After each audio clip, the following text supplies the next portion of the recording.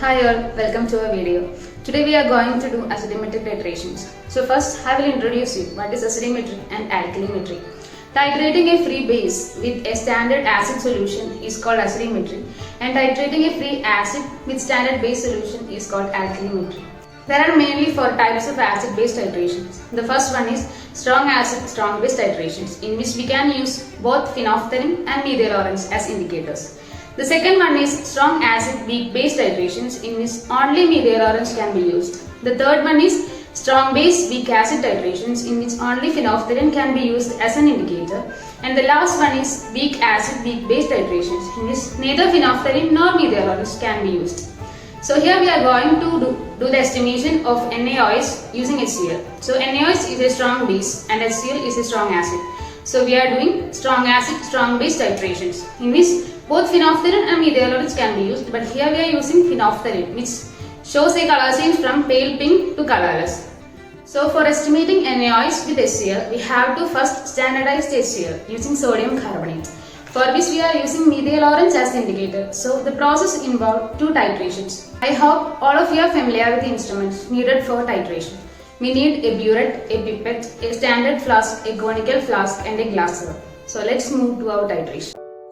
First step is the preparation and standardization of hydrochloric acid. To standardize the given hydrochloric acid solution, take sodium carbonate. Normally we weigh out accurately about 1.325 gram of pure sodium carbonate and transfer it to 250 ml standard flask using funnel. But here we are taking 0.53 gram of sodium carbonate because make up to 100 ml standard flask. Then transfer the sodium carbonate to standard flask using funnel.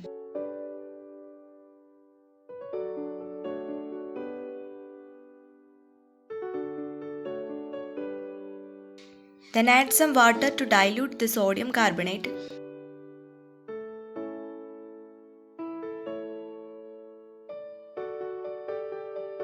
After that, rinse the funnel and bottom of the funnel using water.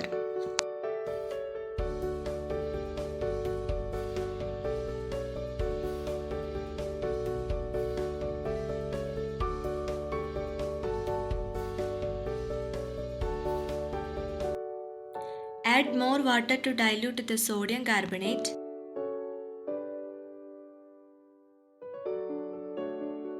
Carefully add the final drops until the lower point of the meniscus reaches the mark.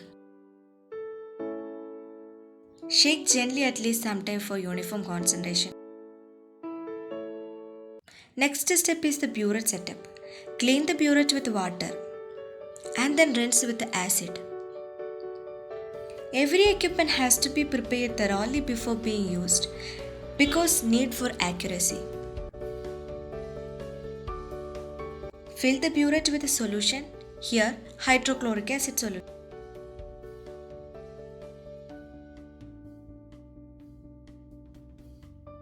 Removing air bubble from the nozzle of the burette, note the initial value, that is 0. To eliminate burette error, it is better to begin the titration from 0 mark.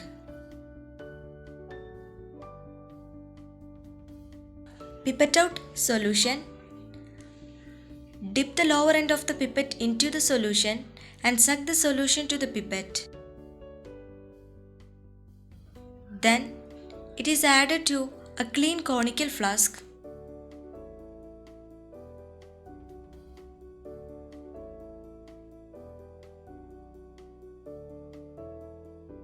Add 2 drops of methyl orange as indicator, which imparts yellow color to the solution.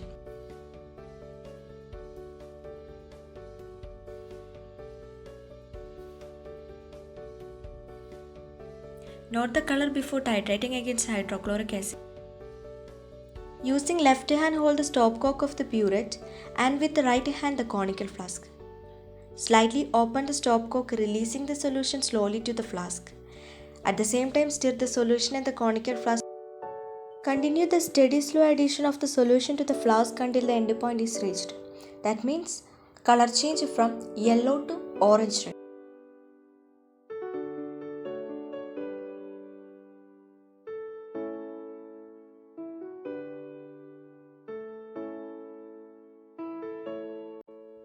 before and after like this. Note the final reading on the burette. The difference between final and initial reading is the volume of the solution used for completing reaction.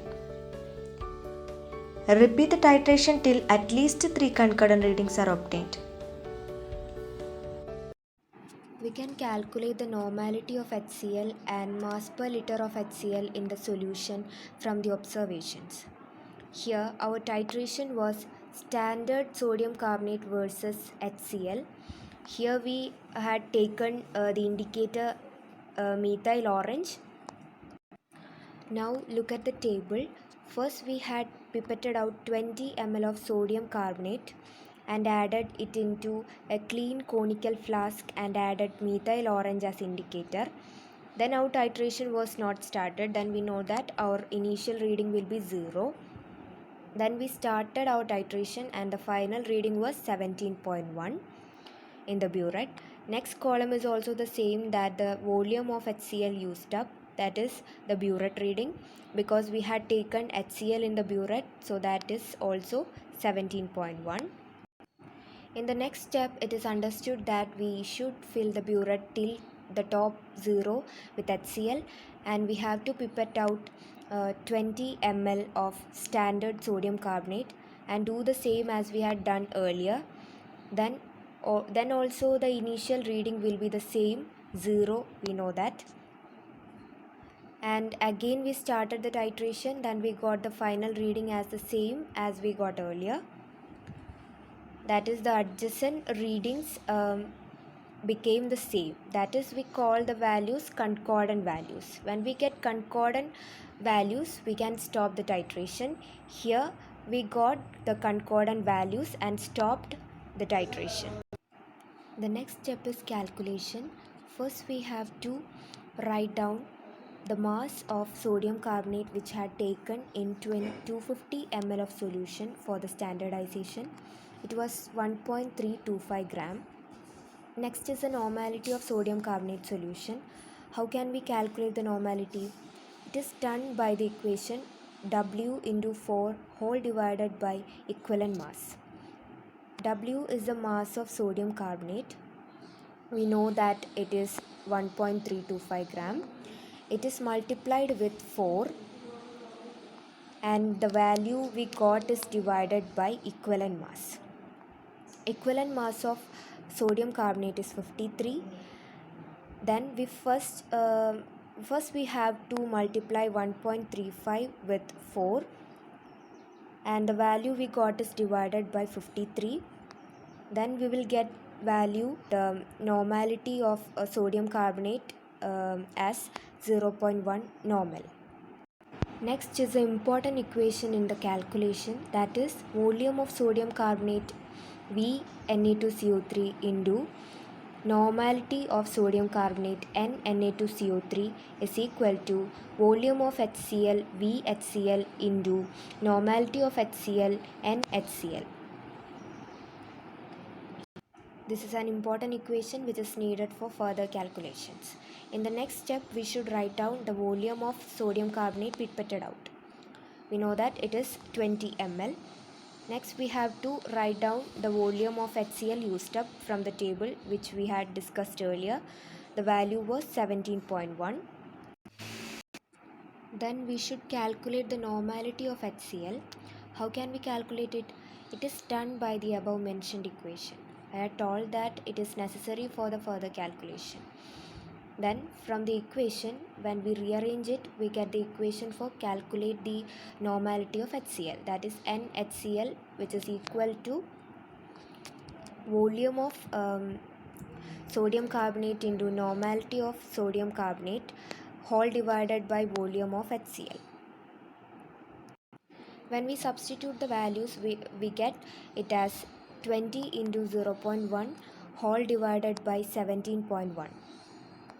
The final value will be 0.117 normal. Next we have to do is to calculate mass of HCl per liter. It is done by multiplying normality of HCl, that is NHCl with equivalent mass of HCl.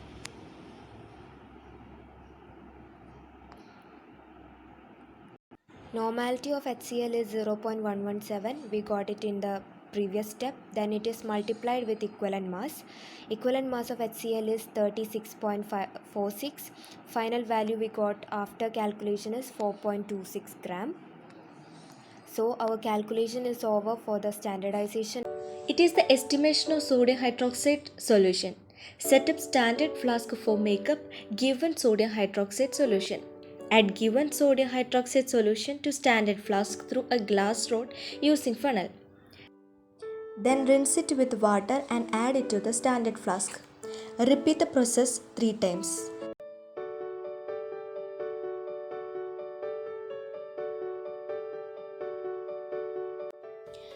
Also rinse the funnel with water.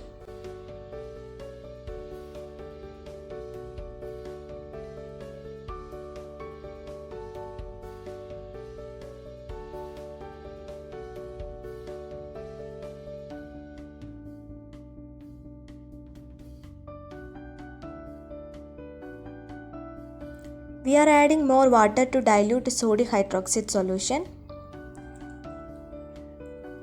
Carefully add the final drops until the lowest point of the meniscus reaches the mark. Shake gently at least sometimes for uniform concentration.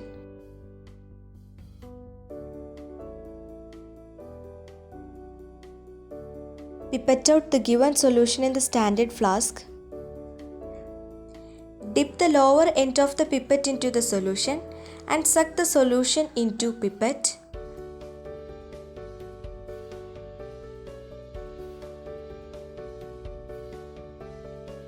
Then it is added to a clean conical flask.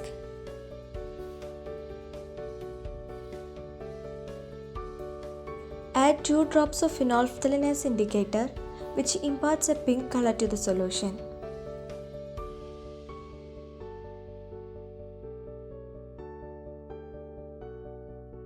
Titrate this solution carefully against the hydrochloric acid.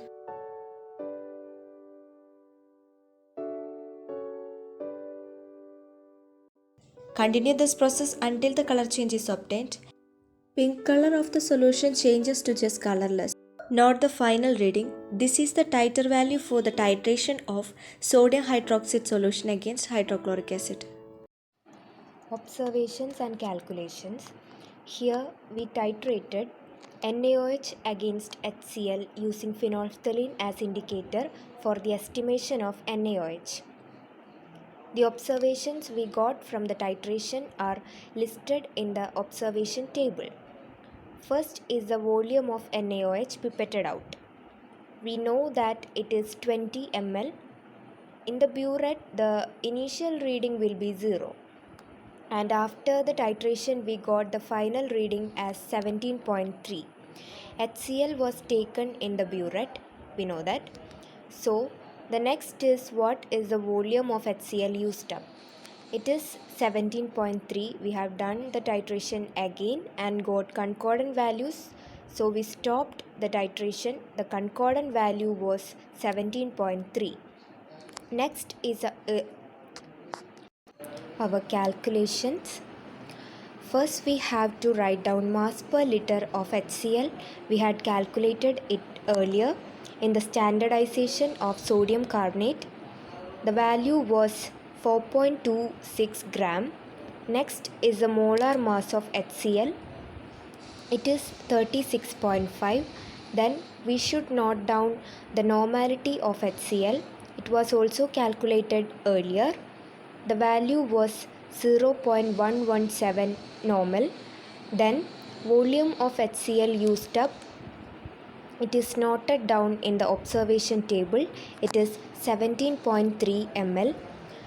Then volume of NaOH pipetted out. It is also noted down in the table. It is 20 ml. Next is the important equation. I had told it earlier. That is volume of HCl into normality of HCl is equal to volume of NaOH into normality of NaOH. From this equation, we can calculate normality of NaOH. because all other values are known. So, normality of NaOH is equal to volume of HCl into normality of HCl whole divided by volume of NaOH. Substitute the values. Volume of HCl is 17.3. Normality of HCl is 0.117 and volume of NaOH is 20. Then 17.3 into 0.117 whole divided by 20 is equal to 0.10 normal. Next is mass per liter of NaOH. It is calculated by multiplying NaOH, that is normality of NaOH, with equivalent mass of NaOH. Normality of NaOH is 0.10. It is calculated in the previous step. It is multiplied with equivalent mass of NaOH. Equivalent mass of NaOH is 40. Then 0.10 into 40 is equal to 4 gram per liter. Then we should calculate the mass of NaOH in the whole of the solution. It is done by dividing mass per liter of NaOH by 10. That is normality of NaOH into equivalent mass divided by 10. That is 4 by 10, which is equal to 0.4 gram. So our calculation is over. Thank you.